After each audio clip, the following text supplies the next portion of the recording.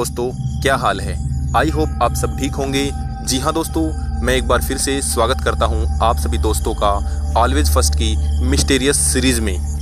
आगे बढ़ने से पहले मैं आपको बता दूँ कि इस सीरीज़ के हम 7 पार्ट्स कंप्लीट कर चुके हैं। ये इस सीरीज़ का 8वां पार्ट है।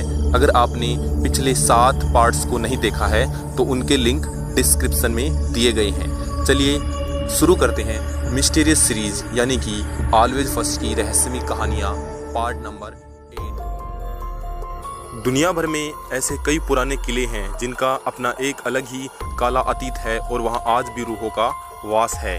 दुनिया में ऐसी जगहों के बारे में लोग जानते हैं, लेकिन बहुत कम ही लोग होते हैं जो इनसे रूबरू होने की हिम्मत रखते हैं।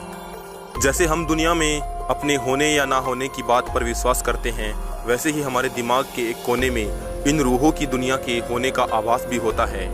ये बात अलग है कि कई लोग दुनिया के सामने इसे मानने से इनकार करते हों, लेकिन अपने तर्कों से आप सिर्फ अपने दिल को तसल्ली दे सकते हैं, लेकिन दुनिया की हकीकत को बदल नहीं सकते हैं।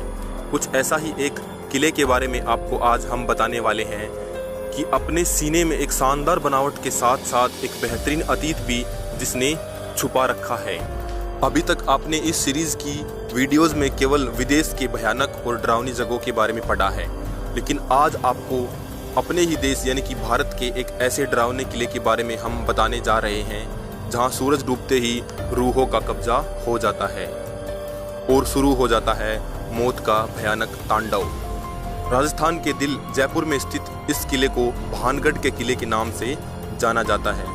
तो आइए इस वीडियो के माध्यम से भानगढ़ किले की रोमांचकारी सैर पर हम निकलते हैं। भानगढ़ का किला एक शानदार अतीत के आगोश में 17वीं शताब्दी में बनाया गया था। इस किले का निर्माण मान सिंह के छोटे भाई राजा माधो सिंह ने कराया था। राजा माधो सिंह उस समय अकबर की सेना में जनरल के पद पर तैनात थे। उस समय भानगढ़ की जनसंख्या तकरीबन 10,000 थी। भानगढ़ अलवर जिले में स्थित एक शानदार किला है जो कि बहुत ही विशाल आकार में तैयार किया गया है। चारों तरफ से पहाड़ों से घिरे इस किले में बेहतरीन शिल्प कलाओं का प्रयोग किया गया है। इसके अलावा इस किले में भगवान शिव, हनुमान आदि के बेहतरीन और अति प्राचीन मंदिर विद्यमान हैं। इस किले में कुल 5 द्वार हैं और साथ साथ एक मुख्य दीवार भी है। इस किले में दृढ़ और मजबूत पत्थरों का प्रयोग किया गया है जो अति प्राचीन काल से अपने यथास्थिति में पड़े हुए हैं। भानगढ़ किला जो देखने में जितना शानदार है, उसका अतीत उतना ही भयानक है। आपको बता दें कि भानगढ़ किले के बारे में एक प्रसिद्ध कहानी के अनुसार भानगढ़ की राजकुमारी रत्नावती, जो कि नाम के अनुरूप ही बेहद खूबसूरत थी, उस समय उनके रूप की चर्चा पूरे राज्य में थी और देश के कोने कोने के राजकुमार उनसे विवाह करने के इच्छुक थे। उस समय उनकी उम्र महज 18 वर्ष ही थी और उनका यौवन उनके रूप में और निखार ला चुका था। उस समय कई राज्यों से उनके लिए विवाह के प्रस्ताव आ रहे थे। उसी दौरान वो एक बार एक किले से अपनी सखियों के साथ बाजार में निकलती है। राजकुमारी रत्नावती एक इत्र की दुकान पर पहुंची और वो इत्रों को हाथ में लेकर उसकी खुशबू ले रही थी। उसी समय उस दुकान से कुछ ही दूरी पर सिंधिया नाम का एक व्यक्ति आकर खड़ा हो गया और उन्हें बहुत गौर से देखने लग गया। सिंधिया उसी राज्य में रहता था और वो काले जादू का महारथी था। ऐसा बताया जाता है कि वो राजकुमारी के रूप का दीवाना था और उनसे प्रगाढ़ प्रेम करता था।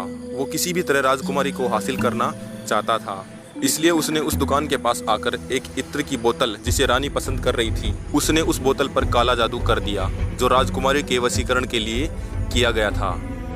राजकुमारी रत्नावती ने उस इत्र की बोतल को उठाया, लेकिन उसे वही पास के एक पत्थर पर पटक दिया। पत्थर पर पटकते ही वो बोतल टूट गई और सारा इत्र उस पत्थर पर बिखर गया। इसके बाद से ही वो पत्थर फिसलते हुए उस तांत्रिक सिंधिया के पीछे चल पड़ा और तांत्रिक को मार दिया। जी हाँ, उसकी मौके पर ही मौत हो गई। मरने से पहले तांत्रिक ने साफ दिया कि इस किले में रहने वाले सभी लोग जल्दी ही मर जाएंगे और वो दोबारा जन्म नहीं ले सकेंगे और पूरी उम्र उनकी आत्माएं इस किले में भटकती रहेंगी। उस तांत्रिक की मौत के कुछ दिनों के बाद ही भानगढ़ और अजबगढ़ के बीच भयंकर युद्ध हुआ, जिसमें किले में रहने वाले सारे लोग मारे गए।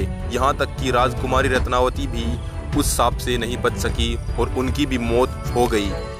एक ही किले में एक साथ इतने बड़े कत्लेआम हो गए और वहाँ मौत की चीखें गूंजने लगी और आज भी उस किले में उनकी रूहें घूमती है। किले में सूर्यास्त के बाद प्रवेश यानी कि उसकी एंट्री निषेध है। जी हाँ दोस्तों, सूर्यास्त के बाद भानगढ़ किले में प्रवेश निषेध है। इस किले की देखरेख भारत सरकार द्वारा की जाती है। किले के चारों तरफ आर्कियोलॉजिकल सर्वे ऑफ इंडिया यानी कि ASI की टीम मौजूद रहती है। ASI ने सख्त हिदायत दे रखी है कि सूर्यास्त के बाद इस इलाके में किसी भी व्यक्ति के रुकने की मनाही है। इस किले में जो भी सूर्यास्त के बाद गया वो कभी वापस नहीं आया है। कई बार लोगों को रूहों ने परेशान किया है और कुछ लोगों को अपनी जान से हाथ धोना भी पड़ा है। दोस्तों, भानगढ़ किले के पीछे की कहानी में कितनी सच्चाई है ये तो हम भी नहीं बता सकते हैं। आपकी इस संदर्भ में क्या राय है? ये सब लोगों का वहम है या फिर सच्चाई है? दोस्तों, हमें कमेंट करके ज़रूर बताइएगा।